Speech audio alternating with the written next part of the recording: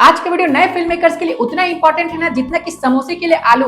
आज की वीडियो में मैं बात करूंगा कि आप लो बजट में फिल्म को कैसे बना सकते हैं, आपको क्या क्या चीजें ध्यान में रखनी चाहिए। देखिए, आप कॉमन मैन की तरह किस तरीके से फिल्म बना सकते हैं। मान लीजिए कि आप एक आम आदमी है, आम आदमी के पास उतना पैसा तो नहीं होता है, वो बहुत ही ज्यादा रिच तो नहीं होता है कि वो फिल्म को आसानी से बना सके, एकदम पैसे को पानी की तरह बहा सके। तो इस केस में आपके पास पैसे नहीं है तो आप क्या करेंगे, आप कम में फिल्म बनाने की कोशिश करेंगे। तो कैसे आप कर सकते हैं ये मैं आप लोगों को बताने वाला हूं। चलिए शुरू करते हैं वीडियो को।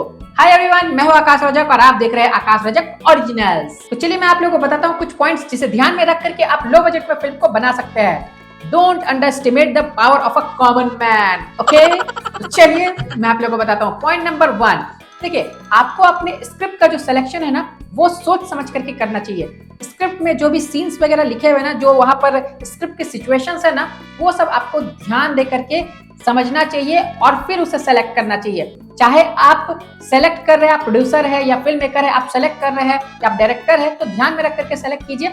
और अगर आप लिख रहे हैं तो भी ध्यान में रख करके कीजिए। अब क्या ध्यान में रख करके कीजिए, आपको ये तो नहीं पता है, वो भी सुनते जाइए।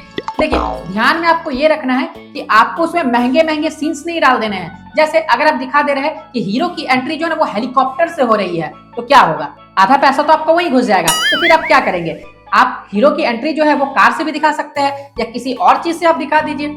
अगर आप मान लीजिए कि कोई ट्रेन का स्टंट सीन ऐड कर दे रहे हैं, अब क्या आप ट्रेन बुक करेंगे, उसका पैसा कौन भरेगा? क्या आप चलती ट्रेन में वो स्टंट करवाएंगे? वो तो पॉसिबल नहीं है। तो सीन्स को सोच समझ करके लिखिए या फिर जो स्क्रिप्ट है उसे सेलेक्ट कीजिए, या फिर अगर आप सेलेक्ट भी करते हैं तो अगर कुछ पैसा लिखा हुआ है आप कम में बना रहे तो उसे चेंज करवाइए राइटर से, क्योंकि आपके बजट में वो होनी चाहिए। जो स्क्रिप्ट है ना उसे आपको बजट में करना आना चाहिए कि आप अपने बजट में उसे कैसे बना सकते हैं। देखिए, यहाँ पर मैं आप लोगों को एक बहुत अच्छी सजेशन दे रहा हूँ। अगर आप स्क्रिप्ट ऐसी सेलेक्ट करते हैं ना जो विलेज में बन सके, गांव में बन सके, तो बहुत कम में आपका काम निपट जाएगा।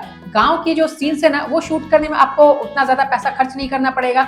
और ये चीज है ना कि गांव के लोग जो है ना वो सपोर्टिव होते हैं, वो आपको सपोर्ट करेंगे। उन्होंने कभी शूटिंग तो देखी नहीं है, शूटिंग देखी नहीं है, आप वहां पर जाकर के शूट करेंगे तो आपको कुछ भी चीज की जरूरत पड़ेगी ना वो आपको अपने पैसे से ला करके दे देंगे। तो आप इस तरह की स्टोरी सेलेक्ट करेंगे जो विलेज पर आधारित है, तो फिर मान लीजिए कि आपका आधा काम वही हो जा रहा है। पॉइंट नंबर 2, आपको लोकेशन जो है ना वो देख समझ करके सेलेक्ट करना है। मान लीजिए कि आपका काम जो है ना वो एक नॉर्मल घर से चल जा रहा है, लेकिन आप वहां पर आलिशान बिल्डिंग दिखा दे रहे हैं, तो क्या होगा, आप फिर खर्चे में पड़ जाएंगे। तो आपको लोकेशंस को सेलेक्ट करना है सोच समझ करके कि आपके बजट में आ जाए। और देखिए, विलेज लेवल की जो मैंने बात की, आप अगर विलेज का लोकेशन सेलेक्ट करते हैं तो लोकेशन में तो आपका खर्चा जो है ना वो बहुत ही ज्यादा बचने वाला है, ज्यादा होने वाला नहीं है, ज्यादा बचने वाला है।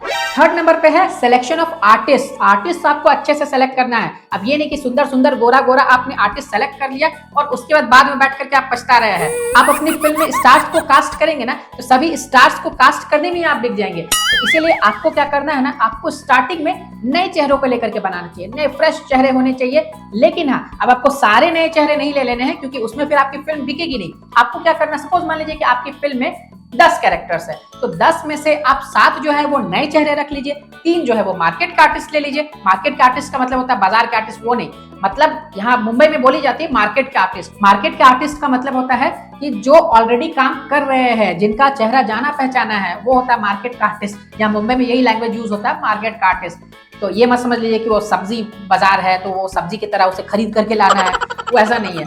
तो आपको कुछ मार्केट के आर्टिस्ट को रखना चाहिए, तभी आपकी फिल्म बिकेगी। ज्यादा मोस्टली आप नए चेहरे रखिए और बाकी मार्केट के आर्टिस्ट को लेकर के आप अपना काम निपटा लीजिए। पॉइंट नंबर 4 पर है इक्विपमेंट्स। आपको इक्विपमेंट्स देख समझ करके आपको बाय करनी चाहिए, या फिर आप रेंट पर ले रहे हैं तो उसे देख समझ करके रेंट पर लेना चाहिए। जहां पर जिस चीज की जरूरत है उसे आप कीजिए, जो जरूरत नहीं है उसे मत कीजिए। मान लीजिए कि आपको ट्रॉली लगाने की जरूरत नहीं है, ट्रॉली की जगह आपका काम जो है ना वो फ्लाई कैम से हो जाएगा। जैसे मैंने आप लोगों को अपनी पिछले वीडियो में बताया था कि जो ट्रॉली रहती है ना भारी भरकम रहती है, उससे शॉट को फ्रंट बैक साइडवेज का शॉट लिया जाता है, तो उस काम को आप आसानी से फ्लाई कैम के जरिए कर सकते हैं या गिम्बल के जरिए कर सकते हैं, तो वो आप कर सकते हैं। अब क्यों इतना पैसा लगा करके ट्रॉली का खर्च उठाएंगे? तो ये सभी चीजें हैं जो आपको टेक्निकली जानना चाहिए। तो इस टॉपिक पर मैं अलग से एक वीडियो बनाने वाला हूँ आने वाले वीडियोस में, कि आप कौन कौन से इक्विपमेंट्स के जगह पर कौन कौन से इक्विपमेंट्स यूज कर सकते हैं जो आपको कम में अवेलेबल हो जाएंगे। तो आप मुझे कमेंट बॉक्स में लिखिए कि ये आइडिया कैसा है, मैं इस पर वीडियो बनाऊं या नहीं बनाऊं।